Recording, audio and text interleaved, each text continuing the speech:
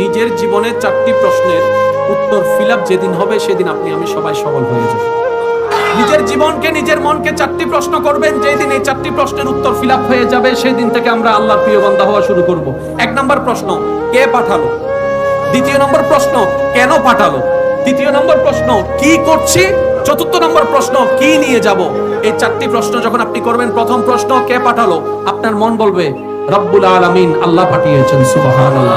এবার আপনি যখন 2য় প্রশ্ন করবেন কেন পাঠালো, তখন আপনার মন বলবে আল্লাহ আমাকে পাঠিয়েছেন আল্লাহর ইবাদত করার জন্য, দ্যাট মিন্স আল্লাহর সৃষ্টির সেবা করার জন্য, দ্যাট মিন্স আল্লাহর দিকে তাকিয়ে আল্লাহর সমস্ত সৃষ্টিকে ভালোবাসার জন্য, সুবহানাল্লাহ, আল্লাহকে খুশি করার জন্য।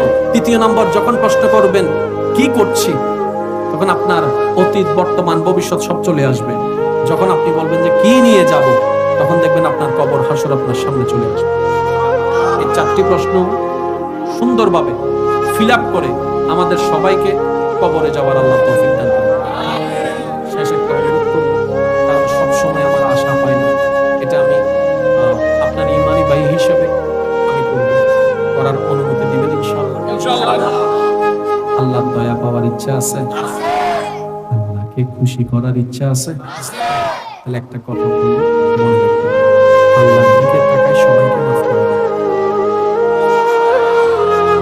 আল্লাহর দিকে তাকায় সবাইকে মাফ করে দেন। এই সবার ভিতর পরিচিতও আছে, অপরিচিতও আছে, বউ আছে, জামাইও আছে, ভাইও আছে, চাচাও আছে, জ্যাঠাও আছে, মামা আছে, কাকা আছে, দাদা আছে, দাদি আছে, এই আছে, সেই আছে, সবাইকে আল্লাহর দিকে তাকায় মাফ করে দেন। মন প্রথমে পারবে না, চেষ্টা করুন। ব্রেন কখনো মানবে না, চেষ্টা করুন, চেষ্টা করুন, চেষ্টা করুন। কেন জানেন? আল্লাহকে খুশি করার হাজারটা মাধ্যমের একটা মাধ্যম কি জানেন? আল্লাহর দিকে তাকায় আল্লাহ বান্দাকে মাফ করে দাও। এবার বলেন, যেই বান্দাটা, যেই মানুষটার প্রতি আপনার আমার রাগ খুব আছে, সে আমার আপনারকে কয়টা কষ্ট দিয়েছে?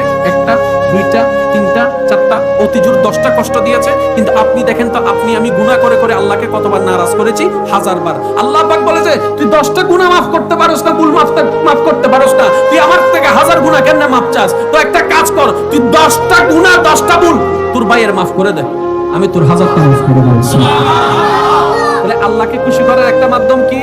আজকে থেকে কোনো পরিচিত অপরিচিত কাউকে নামে চিনার দরকার নাই, পরিচয় চিনার দরকার না। আপনি শুধু এতটুকু মনে রাখবেন, জামাই বউর দিকে, বউ জামাইয়ের দিকে তাকায় এতটুকু বলবে, এটা আমার বউ নয়, এটা আমার স্বামী নয়, শুধু এটা আমার রবের বান্দা, এটা আমার চাচা নয়, এটা আমার রবের বান্দা।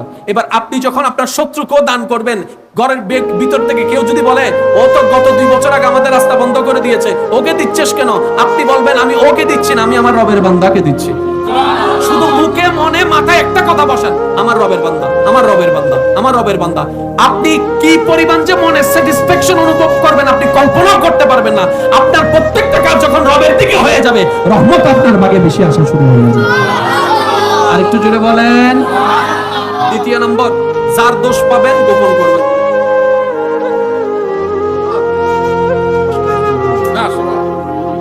যার দোষ পাবেন গোপন করবেন। কেউ এসে যদি আপনাকে অন্যান্য নামে বদনাম শোনায়, আপনি বলবেন যে ভাই গুনাহ এমনি কম নাই, যথেষ্ট গুনাহ আছে, আর আমারে দিস না। এই কানগুলা অলরেডি জাহান্নামের শিক পাওয়ার জন্য প্রস্তুত হয়ে গেছে। ভাই আমার আর গুনার বাকি করিস না, ভাই তোর থেকে হাত জোর করে মাপ চাই, মানুষের নামে গীবত করিস না। শোনার দরকার। প্রথম দিন কষ্ট হবে, 2য় দিন কষ্ট হবে, 3য় দিন কষ্ট হবে, কারণ শয়তান তো আমাদের ভিতরে বসবাস করে। ওভারকাম করতে একটু কষ্ট হবে, তবে আপনি শুধু লেগে থাকেন 2 সপ্তাহ, আমার কথা রাখেন 2 সপ্তাহ, দেখবেন 2 সপ্তাহ 3 সপ্তাহ পর আপনার এটা কেমন যেন ইজি হয়ে যাচ্ছে। কিরকম? রমজানের প্রথম দিন রোজা রাখলে অনেকে ভুল করে খাবার খেয়ে ফেলে, 2য় দিন একটু কেমন যেন আনইজি লাগে, 3, 4টা 5টা রোজা রাখার পরে দেখবেন রমজান শেষ হলে ঈদের দিন সেমাই খাইতে অনেক সময় আনইজি লাগে। ওই করতে করতে অভ্যাস, ইনশাআল্লাহ পারবেন, কঠিন কিছু নয়। বান্দা যখন চেষ্টা করে, রব তখন তাকে সহযোগিতা করে। মানুষের গীবত করা সবচেয়ে বড় গুনাহ। এই গুনাহটাকে আমরা গুনাহ মনে করি না। ওয়াইলুল লিকুল্লি হুমাযাতিল লুমাযা, এমন গুনাহ যেটা নেকিকে ধ্বংস করে দেয়, গুনার পাহাড় বানিয়ে দেয়, কিন্তু এটা আমাদের কাছে গুনাহ মনে হয় না। 4 দোকানে গীবত, ঘরের মধ্যে গীবত, 5 জনের বৈঠকে গীবত, 2 জনের বৈঠকে গীবত, মোবাইলের মধ্যে গীবত, সেটিং এর মধ্যে গীবত, গীবত আর গীবত। গীবত থেকে যদি বাঁচতে চান, আমার অদমের ছোট্ট একটা পরামর্শ, আগে গীবত শোনা থেকে বাঁচেন। আপনি গীবত শোনা থেকে বাঁচুন, অটোমেটিক দেখবেন যে আস্তে আস্তে আপনি গীবত বলা থেকেও বেঁচে যেতে পারবেন। বলেছি? জোরে বলেন কয়টা? একটা হচ্ছে আল্লাহর দিকে তাকায় সবাইকে মাফ করে দেওয়া, দ্বিতীয় নম্বর হচ্ছে গীবত, না শোনা, না বলা। কয়টা বলেছি? জোরে বলেন কয়টা? তৃতীয় নাম্বার এটাই শেষ।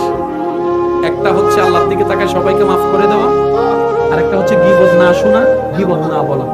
তৃতীয় নম্বর স্বইচ্ছায় সজ্ঞানে, ব্রেইনে মনে ইচ্ছায়, স্বইচ্ছায় নিজের মন, অতীত, বর্তমান, ভবিষ্যৎ, স্বপ্ন, ইচ্ছা সবকিছুকে মাটির নিচে দাফন করে নিজের জীবনটাকে রবের নামে ছেড়ে দেওয়া।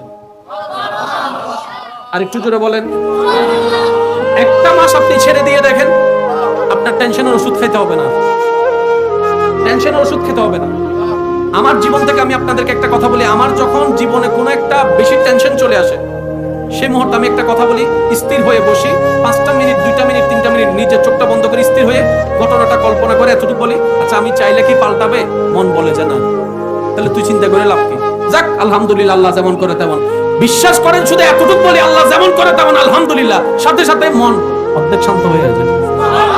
আলহামদুলিল্লাহ শুধু একটা শব্দ নয়, আলহামদুলিল্লাহ হচ্ছে স্যাটিসফ্যাকশনের একটা মহা সমুদ্রের ওষুধ। বলেন সুবহানাল্লাহ। প্র্যাকটিস করে দেখবেন, আপনার জীবনে কোনো চাওয়া পাওয়া স্বপ্ন রাখবেন না, সব আল্লাহর উপর ছেড়ে দিবেন। বলবেন কি? পাইলেও আলহামদুলিল্লাহ, না পাইলেও আলহামদুলিল্লাহ, মন মতো হইলেও আলহামদুলিল্লাহ, না হইলেও আলহামদুলিল্লাহ, দিলেও আলহামদুলিল্লাহ, না দিলেও আলহামদুলিল্লাহ। এবার জগৎ আপনাকে বলবে তোর কি মাথার সিট আছে, তোর কি মাথা কি তার সিটে গেছে নাকি, তুই পাগলের মতো কথা বলেছ কেন? আপনি বলবেন যতদিন সুস্থ ছিলাম সুখ পাই নাই, মওলার প্রেমে পাগল হয়ে তো সুখের সন্ধান পেয়েছি। বলেন সুবহানাল্লাহ। যে ডাস্টবিনের পাশ দিয়ে যাইতে আপনার আমার আধা মাইল থেকে অনেক পাগল দেখবেন সে ডাস্টবিনে বসে বসে খাইতেছে। আমি আওয়াজ শুনি নাই, আপনারা কি দেখেছেন না দেখেন নাই? যে ডাস্টবিনের পাশে আমরা যেতেই পারি না দুর্গন্ধের কারণে, এই ডাস্টবিনে অনেক নাকওয়ালা বসে বসে খাইতেছে।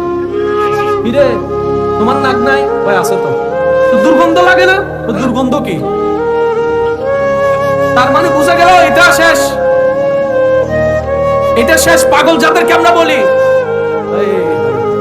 একটা দুনিয়ার পাগল আর একটা মওলার পাগল। জোরসে কাহো না ইয়ার সুবহানাল্লাহ। একটা দুনিয়ার পাগল, একটা মওলার পাগল। যে দুনিয়ার পাগল হয়ে যায় দুনিয়ার রাজত্ব মিলে, আর যে মওলার পাগল হয়ে যায় দুনিয়াতেও রাজত্ব করতে পারে। আল্লাহ দয়া করে হাসরের মধ্যে রাজত্ব করার ব্যবস্থা করে দেন। পাগল হতে হয় দুইটা জিনিস দিয়ে, মনে রাখবেন। দুনিয়ার পাগল আর মওলার পাগলের পার্থক্যটা একটু শুনে রাখেন। দুনিয়ার পাগল এখান থেকে পাগল, দুনিয়ার পাগল ব্রেন থেকে পাগল, মওলার পাগল মন থেকে পাগল। জোরে বলেন না। দুনিয়ার পাগল ব্রেন থেকে পাগল, মওলার পাগল মন থেকে পাগল। এবার আপনি বলবেন ভাইয়া সবাই যদি পাগল হয়ে যায় ডাক্তার হবে কে? ডাক্তার যদি না হয় চিকিৎসা করবে কিভাবে? সবাই যদি ব্রেন থেকে পাগল হয়ে যায় ফ্লাইওভার বানাবে কে? সবাই যদি পাগল হয়ে যায় কালুঘাট সেতু বানাবে কে? সবাই যদি পাগল হয়ে যায় ওষুধ বানাবে কে? সবাই যদি পাগল হয়ে যায় চিকিৎসা করবে কে? আমি বললাম ভাই হয়তো আমি বুঝাতে জানিনি, অক্ষমতা আমার, ব্যর্থতা আমার, হয়তো আমি বুঝানোর মতো বুঝাতে জানিনি, কিন্তু আমি বলতে চেয়েছি পাগলটা ব্রেনের নয় মনের পাগল হওয়ার জন্য বলেছি, মন থেকে পাগল হওয়ার জন্য বলেছি। কারণ যে মনের পাগল হয়ে যেতে পারে, দুনিয়ার লোভ শয়তান কেন্দ্রিক জিনিস আস্তে আস্তে তার অন্তর থেকে দূরীভূত হতেই থাকে, অন্তরটাতে রবের রহমত আসতেই থাকে, ওই মানুষটাই আব্দুল্লাহ হয়ে আল্লাহর বান্দা হয়ে সোনার মানুষ হয়ে যায়। সুবহানাল্লাহ। আল্লাহ আমাদের সবাইকে বুঝার তৌফিক দান করুন।